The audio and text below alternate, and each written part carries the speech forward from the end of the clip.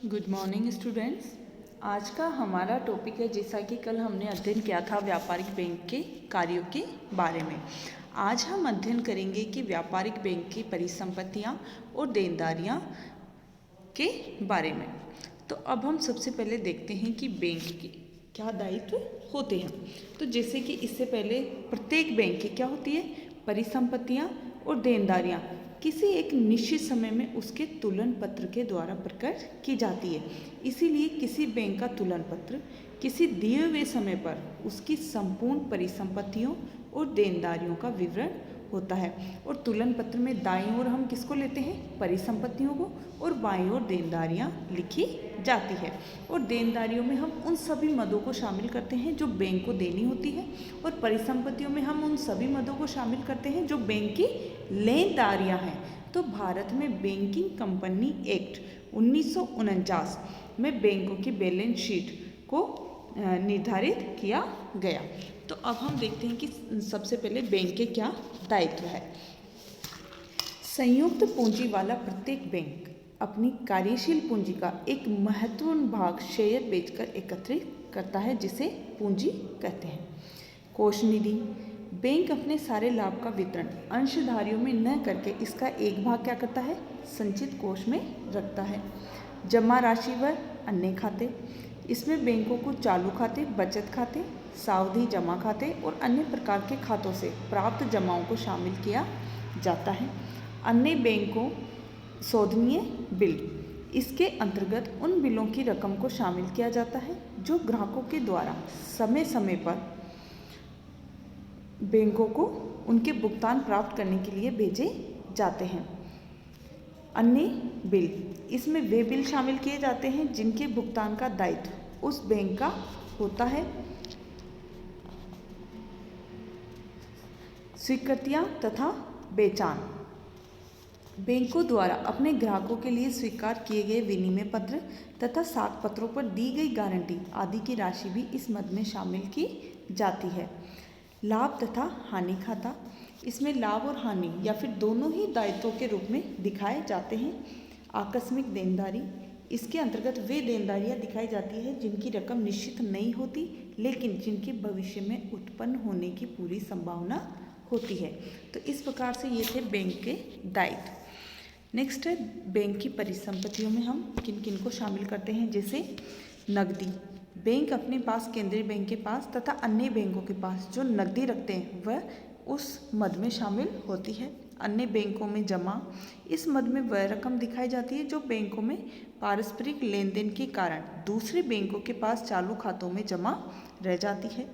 याचना राशि, इस मद के अंतर्गत बैंकों के वे ऋण दिखाए जाते हैं जिन्हें अल्पकाल में या बिना किसी पूर्व सूचना के वसूल किया जा सकता है। निवेश, इसके अंतर्गत विभिन्न प्रकार के शेयरों, प्रतिभूतियों, बॉन्ड्स आदि में किए जाने वाले निवेश को शामिल किया जाता है। अग्रिम तथा ऋण, इस मद में बैंकों के द्वारा दिए गए कर्जे दिखाए जाते हैं। वसूली के लिए प्राप्त बिल, इस मद में वसूली के लिए प्राप्त बिल दिए जाते हैं। स्वीकृतियां तथा बेचान, इस मद में उन बिलों की रकम दिखाई जाती है जिन्हें बैंक अपने ग्राहकों की ओर से स्वीकार करता है और उनकी रकम ग्राहकों से वसूल करता है। बैंक भवन, इसमें जैसे बैंक के कार्यालयों के भवन का मूल्य दिखाया जाता है। फर्नीचर, इसमें बैंकों के फर्नीचर, लॉकर आदि का मूल्य शामिल किया जाता है। और अन्य परिसंपत्तियां जिन्हें बैंकों ने अभी तक प्राप्त नहीं किया, इनको भी परिसंपत्ति में शामिल किया जाता है। तो इस प्रकार से ये थे व्यापारिक बैंकों की परिसंपत्ति और देनदारियां। भारत में व्यापारिक बैंकों की प्रगति, जैसे बैंक जमा में वृद्धि, व्यापारिक बैंकों के जमा में बहुत अधिक वृद्धि हुई है पिछले कुछ वर्षों से। दूसरा है साख में वृद्धि, बैंकों के द्वारा दी जाने वाली साख में भी बहुत वृद्धि हुई है, क्योंकि व्यापारिक बैंकों के द्वारा दी जाने वाली साख सन 1951-52 में केवल कितनी थी, 500 करोड़ रुपए थी, जो ऑलमोस्ट 2001 तक ही बढ़कर कितनी हो गई, 4,99,586 करोड़ रुपए हो गई। बैंक शाखाओं में वृद्धि, जैसा कि अनुसूचित बैंकों की शाखाओं में भी काफ़ी वृद्धि हुई है और गैर अनुसूचित बैंकों की शाखाएं कम हो गई है, क्योंकि अनुसूचित बैंकों ने अपनी शाखाएं छोटे छोटे शहरों और कस्बों में भी खोली है। ग्रामीण शाखाओं का विस्तार। बैंकों के राष्ट्रीयकरण के पश्चात ग्रामीण शाखाओं में भी बहुत अधिक वृद्धि हुई है। जैसे जनवरी 2001 में ग्रामीण क्षेत्रों में 32,881 शाखाएं थी तथा 14,121 शाखाएं अर्ध शहरी क्षेत्रों में थी। तो इस प्रकार से बैंकों की 51% शाखाएं ग्रामीण क्षेत्रों में और 22% शाखाएं अर्ध शहरी क्षेत्रों में थी। बैंकों की संख्या में कमी।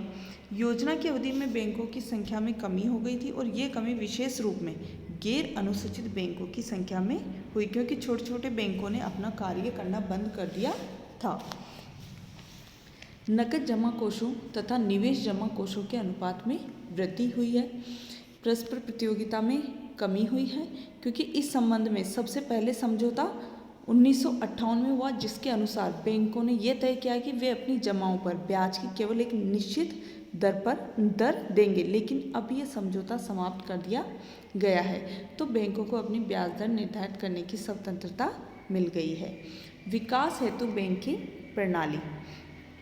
स्वतंत्रता के बाद बैंकों ने देश के आर्थिक विकास की आवश्यकता के अनुसार अपने आप को बदल लिया है और अब ये बैंक अल्पकालीन ऋणों के साथ साथ मध्यकालीन और दीर्घकालीन ऋण भी देते हैं। ऊंची तरलता अनुपात। पिछले कुछ वर्षों में बैंकों की तरलता अनुपात में वृद्धि की गई है।